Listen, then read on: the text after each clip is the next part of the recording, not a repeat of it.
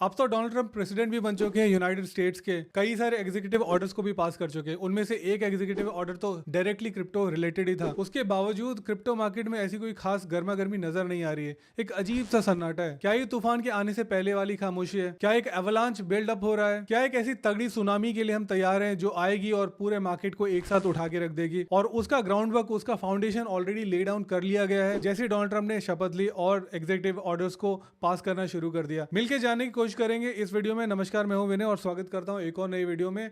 पसंद आए तो लाइक कर दीजिए, चैनल पे नए तो सब्सक्राइब कर लीजिए। चलिए बिना देरी किए अब शुरू करते हैं आज का वीडियो।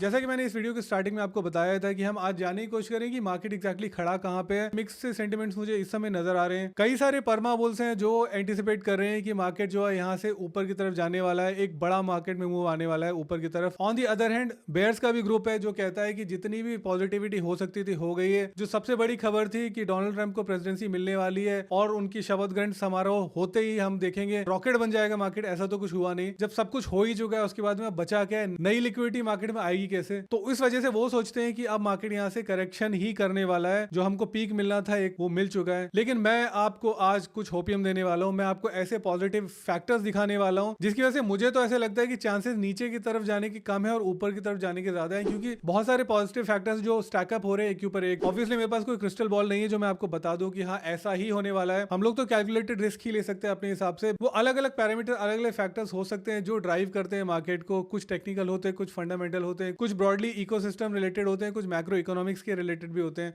तो कई सारी चीजों के बारे में आज हम बात करने वाले हैं। सबसे पहले हम देख लेते हैं क्रिप्टो फियर और ग्रीड इंडेक्स क्या कहता है। इस समय ये करंटली बैठा हुआ है 61 पे। 61 का मतलब है थोड़ा बहुत ग्रीड की तरफ ही है, लेकिन फिर भी उतना ज्यादा एक्सट्रीम ग्रीड पे अभी भी गया नहीं है। एक्सट्रीम ग्रीड पे जाने का मतलब है कि हमारा मार्केट जो है वो सैचुरेशन की तरफ बढ़ चुका है, क्योंकि 50 और 60 यानी 61 के करीब है। तो कहीं ना कहीं बीच में एग्जैक्टली लोगों की सेंटिमेंट्स को समझ नहीं आ रहा है कि किस तरफ टिल्ट करना है। अभी का अगर प्राइस देखें तो 1,05,000 के करीब है, जो अपना ऑल टाइम हाई इसने थोड़े दिन पहले बनाया था 1,09,000 के करीब पहुंच गया था। आप ये देख ही पाएंगे कि 1,09,000 पहुंचा था, वो 20 जनवरी थी। 20 जनवरी का वो दिन था जब डोनाल्ड ट्रंप का इनॉग्रेशन था ऑब्वियसली। तो इस वजह से मार्केट में हमने एक सेंटीमेंट को ऊपर जाते हुए देखा था, लेकिन उसके बाद से हम ठंडा होते हुए देख रहे हैं अप अंटिल येस्टरडे जब एग्जीक्यूटिव ऑर्डर एक्चुअल में पास किया है डोनाल्ड ट्रंप ने क्रिप्टो रिलेटेड। लेकिन फिर भी मैं ये देख रहा हूँ कि काफी ज्यादा लोग जो है नेगेटिव है, परेशान है, समझ नहीं आ रहा है कि क्या करें। तो उसके लिए मैं आपको एक दो चीज दिखाना चाहता हूँ। देखिए सबसे पहले तो मार्केट को देख लेते हैं कि क्रिप्टो बबल क्या बोलता है। तो मैं एक मंथली आपको यहाँ पे बबल दिखा रहा हूँ। ग्रीन बबल्स आपको काफी कम नजर आएंगे, मेजोरिटी तो यहाँ पे रेड ही है। इसका मतलब ये हो गया कि मार्केट जो है उसको समझ नहीं आ रहा है किस तरफ जाए। थोड़ा बहुत करेक्शन ही हुआ है या तो साइडवेज की तरफ गया है। अगर हम नहीं तो आपको समझ नहीं आएगी एग्जैक्टली मार्केट में चल क्या रहा है। क्या हमें बेच देना चाहिए, क्या हमें खरीद लेना चाहिए, क्या हमें बस होल्ड करके रखना चाहिए, कोई भी नई एंट्री नहीं लेनी चाहिए। मार्केट जो है वो हमेशा बने होते हैं आपको लॉस देने के लिए। इसी तरीके से पूरा मार्केट काम करता है। मैक्स पेन आपको मिलता है तो ही जो दूसरे लोग हैं वो पैसा बनाते हैं। It's a zero sum game. इसका मतलब ये है कि आप जितना पैसा लूज करेंगे वही पैसा दूसरा आदमी गेन करेगा। अभी टोटली आपके ऊपर डिपेंड करता है कि आप पैसा देना चाहते हैं मार्केट से या लेके जाना चाहते हैं। इस वजह से आपको मेंटली प्रिपेयर रहना पड़ता है हर तरीके की सिचुएशन को लेके। वैगमी या फिर we are all gonna make it वो वाली बात होती नहीं है। मतलब कहने के लिए अच्छा है, क्रिप्टो ब्रोज आपस में एक दूसरे को कहते हैं कि हाँ we all are gonna make it, but that is not really the case. हम सब लोग पैसा नहीं लेके जाएंगे। कहीं ना कहीं जो पेशेंस के साथ खेलेगा, मार्केट के अलग अलग नुआंसेस को समझेगा, वही पैसा लेके जाएगा। दूसरे लोग जो आएंगे वो भेड़ चाल में आएंगे कटने के लिए, एग्जिट लिक्विडिटी बनने के लिए। उन लोगों की जो लोग इस मार्केट में पहले से खेल रहे हैं उनको मालूम है कब पैसा लगाना है, कब निकालना है। तो ये फाइनल शेकआउट्स नॉर्मली होते हैं किसी भी बड़े मूव लेने से पहले। तो ऐसा ही मुझे लगता है कि ये फाइनल शेकआउट है। ऑफ कोर्स ये मेरी थीसिस है, मेरा मानना है। आपको देखना है कि आपकी थीसिस क्या कहती है। लेकिन अगर मुझे यहाँ से देखना होगा तो मैं तो यही देख रहा हूँ कि यहाँ से पॉजिटिवली ऊपर की तरफ जाना चाहिए, क्योंकि कोई भी नेगेटिव इंडिकेटर्स हमें मुझे मार्केट में नजर नहीं आ रहा है। अगर कोई फाइनल शेकआउट को बेयर नहीं कर पाएगा, गट नहीं कर पाएगा, डाइजेस्ट नहीं कर पाएगा और पेपर हैंड्स की तरह अपने असेट्स को अभी बेच के निकल जाएगा, तो ऑब्वियसली उसने वो एक रैली जो है, जो आने वाली है, जो आ सकती है, वो मिस कर देगा। तो ऐसा नहीं होना चाहिए। उसके लिए मैं आपको बताता हूँ, एक एग्जांपल देता हूँ just to drive the point home. मैं आपको एक स्टोरी सुनाता हूँ। आई गेस ये स्टोरी मैं पहले भी बता चुका हूँ, जहाँ पे एक ट्रेडर था या एक वॉलेट था, जो भी है, मेरे को पता नहीं उसके पीछे कौन है। उसने $8,000 लगाए थे शिबा इनू में, जो पहुंच गए $5.5 बिलियन एक साल के अंदर। लेकिन वो $5.5 बिलियन तक तभी पहुंचे क्योंकि उसने उसे ग्रो करने दिया $8,000 से $5.5 बिलियन। वहीं पे आपको मैं एक दूसरा एग्जांपल देता हूं, जहां एक और आदमी ने सेम टाइम पे $8,000 डाले हों शिबा इनू में, और उसका जैसे ही $16,000 हो जाता है वो उसे बेच के निकल जाए 100% प्रॉफिट लेके। तो इस नए आदमी की जो एंट्री थी और जो पुराना हमारा लेजेंडरी इन्वेस्टर, दोनों का एंट्री टाइम भी सेम था, उसका इनिशियल कैपिटल भी सेम था। अब इन दोनों की स्टोरी इतनी अलग अलग क्यों है? देखिए, पहला आदमी जो वो $5.5 बिलियन पे बैठा है, वहीं पे दूसरा आदमी सिर्फ $16,000 लेके निकल गया है। तो पहले आदमी ने उसको कुक होने दिया, ग्राइंड होने दिया, बढ़ने दिया, मैरिनेट होने दिया और उसके बाद में अपने पैसे को निकाला। वहीं पे जो दूसरा आदमी था वो बहुत ही पेपर हैंडेड निकला, या उसका जो विजन था, जो उसका आउटलुक था टुवर्ड्स क्रिप्टो या शिवा, जो भी बोल सकते हैं, वो काफी छोटा था। उसने $16,000 को ही बहुत बड़ी अमाउंट समझी और अपना 100% प्रॉफिट लेके निकल गया। अब आपको देखना है आप कौन से ग्रुप में बैठना चाहते हैं। ऑब्वियसली अगर आप थोड़ा बहुत शेकआउट को गट कर पाए, अगर डाइजेस्ट कर पाएंगे, तो ही आप मार्केट के एक्चुअल आप मूव्स को एंजॉय कर सकते हैं। मार्केट में अगर आप बने ही नहीं होंगे, अगर आप मार्केट से बाहर बैठे होंगे, तो आप वो प्रॉफिट्स कैसे ले पाएंगे? ये तो एक बहुत सिंपल सी बात होगी। डोनाल्ड ट्रंप ने आके साइन कर दिया प्रेसिडेंशियल ऑर्डर और वहां पे उन्होंने बैन लगा दिया है सेंट्रल बैंक के डिजिटल करेंसी के ऊपर। और दूसरी चीज है कि उन्होंने national digital asset stock pile भी बनाने के लिए इवैल्यूएशन शुरू कर दिया है। एक पॉजिटिव खबर आ गई है। सबसे पहले मैं आपको ये फोटो दिखाना चाहता हूँ। सिंथिया लुमिस ने अभी भी ट्वीट किया थोड़ी देर पहले, allow me to reintroduce myself. I think मुझे आपको समझाना पड़ेगा कि ये लेजर आइज का क्या मतलब है। और यहाँ पे देखिए, digital assets are the future and if the United States wants to remain a global leader in financial innovation, Congress needs to urgently pass bipartisan legislation establishing a comprehensive legal framework for digital assets and that strengthens $, with a strategic Bitcoin reserve। तो Bitcoin reserve की बात शुरू हो गई है। यहाँ पे आप देख सकते हैं सिंथिया लुमिस, ये 30 दिसंबर लास्ट ईयर की बात है, उन्होंने प्रपोज किया था US strategic bitcoin reserve without new money by revaluing gold certificates to market value and exchanging them for bitcoin. यहाँ से सिंथिया जो है वो चेयर करने वाली है senate banking sub committee on digital assets.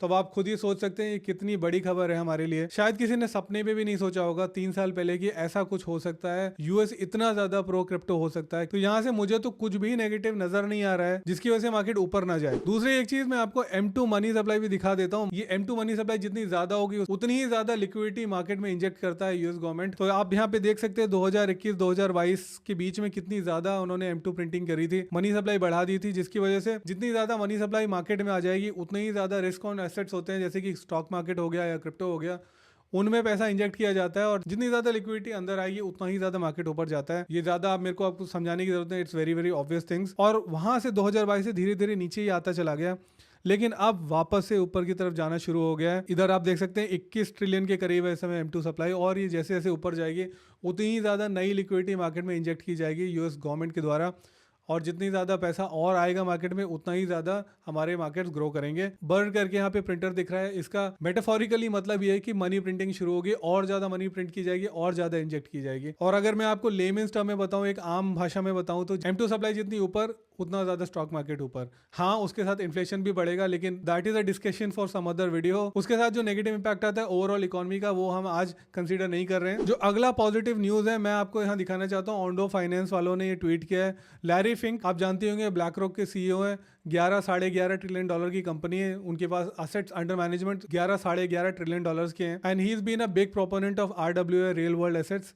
और वो यहाँ पे बोल रहे हैं कि SEC को बहुत जल्दी जल्दी tokenization of bonds and stocks कर देना चाहिए। अगर ऐसा हो जाता है तो आप सोच के देखिए क्या क्या पॉसिबल है। RWA इतना बड़ा हो जाएगा कि आप अंदाज भी नहीं लगा सकते। और ऑन्डो उसका फेस है, प्राइमरी फेस है। इसके ऊपर एक बहुत डिटेल्ड वीडियो मैं ऑलरेडी बना चुका हूँ, उसका मैं यहाँ पे लिंक दे दूंगा, आप जाके चेकआउट कर सकते हैं कि ऑन्डो क्या है, RWA क्या है, लैरी फिंक कौन है और क्यों मैं इतना ज्यादा बुलिश हूँ इस सेक्टर के ऊपर, इस निश के ऊपर। जितने भी प्लैनेट्स है वो सारे अलाइन हो रहे हैं हम लोगों के लिए। ग्रह नक्षत्र बोलते हैं हिंदी में, वो सारे के सारे एक लाइन में आ गए हैं हमारे मार्केट को रॉकेट बनाने के लिए। अब ऐसे में फिर भी मार्केट अगर मूव नहीं हो रही है, मेरे को ऐसा लगता है कि पेशेंस का गेम है। जो पेशेंस दिखाएगा आज, वो शायद सारे के सारे बेनिफिट्स रीप करेगा इन 3 to 6 months टाइम। इसी के साथ मैं आपको एक और चार्ट दिखा देना चाहता था। ये एक बहुत फेमस सा चार्ट है, इसको बोलते हैं बिटकॉइन रेनबो चार्ट। आप देख पाएंगे ये जो लाल वाला है इसका क्या मतलब है, ऑरेंज क्या है, ऑकर क्या है, येलो क्या है, ब्लू क्या है। तो इधर आप देख पाएंगे लाल का मतलब है कि बहुत ही ज्यादा मैक्सिमम बबल टेरिटरी में चला गया है बिटकॉइन। सेल सीरियसली, मतलब ये जो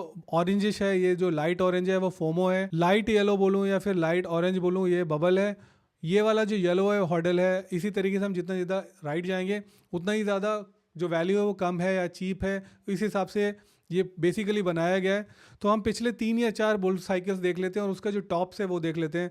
तो यहाँ पे हम 2013-2014 का जो टॉप हुआ था वो लाल के भी टॉप पे चला गया था, मैक्सिमम बबल टेरिटरी थी। जो 2017-2018 का पीक था वो भी देखिए रेड को टच कर रहा था यहाँ पे। वहीं पे अगर हम 21-22 को देखते हैं तो वो रेड तक पहुंचा नहीं हुई। ये वाला सेल सीरियसली वाला जो फेज था ये यहाँ पर टच करके गया 2 बार, और इस बार ये अभी येलो पे है। येलो का मतलब है हॉर्डल वाले एरिया में करंटली। लेकिन आप अगर इस चार्ट को देखेंगे तो उससे आपको एक बात समझ में आ रही होगी, हर बार जो हमारा टॉप है वो कहीं ना कहीं थोड़ा बहुत नीचे आता जा रहा है। इसे कहते हैं लॉ ऑफ डिमिनिशिंग रिटर्न्स। इसका मैं आपको यहाँ पे चार्ट भी दिखा देता हूँ, आपको समझ में आए कि एग्जैक्टली मतलब क्या होता है इसका। इसका मतलब है कि आप प्रोडक्टिविटी एक लेवल पे जाने के बाद में मैक्सिमम पहुंच जाती है, उसके बाद वो और जितना भी आप उसमें ऐड करेंगे टोटल आउटपुट बढ़ेगा नहीं, कम ही होता जाएगा। आप कितने भी ज्यादा इनपुट डालते जाएंगे लेकिन आउटपुट एक लेवल के बाद में उसके बियॉन्ड जाएगा नहीं। तो इसे बोलते हैं नेगेटिव रिटर्न्स या फिर डिमिनिशिंग रिटर्न्स। मैं एक्सपेक्ट कर रहा हूँ या मैं प्रिडिक्ट कर रहा हूँ रादर कि इस दिस अ बबल या फोमो इंटेंसिफाई, ये इन 2 रेंजेस के बीच में रहना चाहिए। और इस रेंज के हिसाब से अगर मैं देखूं तो 1,20,000 से लेके 2 लाख के नीचे नीचे हमारा बिटकॉइन रहना चाहिए। और अगर बिटकॉइन की रेंज यहाँ तक चली गई तो उसके बाद जो ऑल्ट कॉइन में पैसा आएगा वो तो मजा ही दिला देगा हमको। तो ऐसा कुछ हो सकता है। मैंने सोचा अगर आपने ये चार्ट देखा नहीं तो ये अच्छा है ट्रैक करने के लिए, आपको थोड़ी बहुत समझ आती रहेगी कि एग्जैक्टली अभी हम कहाँ पहुंचे हैं और कितना और अभी हमारे पास रनवे बचा हुआ है मार्केट के अंदर। उसके बाद में आ जाते मैं आपको ये डायग्राम दिखाना चाहता था, मेरे को काफी इंटरेस्टिंग लगा। क्रिप्टो रैंक का डायग्राम है। यहाँ पे आप देख सकते हैं अलग अलग चीजें, यानी ग्रे स्केल, ट्रस्ट, यहाँ पे कॉइन बेस का 50 इंडेक्स है। ये वाले सारे जो कॉइन्स है वो मेड इन यूएसए हैं। ये ऑरेंज इलेप्टिकल आपको दिख रहा है यहाँ पे वर्ल्ड लिबर्टी फाइनेंशियल्स का है। यहाँ पे ये जितने भी हैं ट्रम्प का कहीं ना कहीं पीछे सपोर्ट मिलेगा आपको। तो ये जो 2 इंटरसेक्शन कर रहा है मेड इन अमेरिका का वर्ल्ड लिबर्टी फाइनेंशियल्स का, उसके हिसाब से उसमें ऑन्डो बैठ रहा है, लिंक भी बैठ रहा है। अगर मेड इन अमेरिका को हटा देंगे तो ट्रॉन और ईना भी है, ईथ, आवे और बीटीसी भी है। तो ये सारे के सारे तो मुझे काफी बुलिश नजर आ रहे हैं। मेड इन यूएसए को आप देख सकते हैं, सुई हो गया, ऑप्टिमिज्म, फाइल कॉइन हो गया। तो मुझे काफी इंटरेस्टिंग लगा। इससे आप अपनी रिसर्च शुरू कर सकते हैं। अगर आपको लगता है कि ट्रंप और ज्यादा पैसा पंप करने वाले हैं मार्केट के अंदर, तो आपको क्या लगता है कि वो कहाँ पे पैसा पहले पंप करेंगे? ऑब्वियसली जहाँ पे उन लोगों के खुद के वेस्टेड इंटरेस्ट होंगे वहीं पे करेंगे। इस ट्रैकर के हिसाब से इस समय वर्ल्ड लिबर्टी फाइनेंशियल के पास में $383 मिलियन के एसेट्स हैं, जिसमें सबसे ज्यादा इथीरियम है ऑलमोस्ट 180 मिलियन का, फिर BTC है 67 का, लाइडो हो गया, USDC हो गया, काफ़ी सारे मेरे को नज़र आ रहे हैं। ट्रॉन भी है यहाँ पे 10 मिलियन का, ऑन्डो भी है इनके पास $195,000 का, ईना भी हो गया $4 मिलियन का, चेन लिंक हो गया $6 मिलियन का।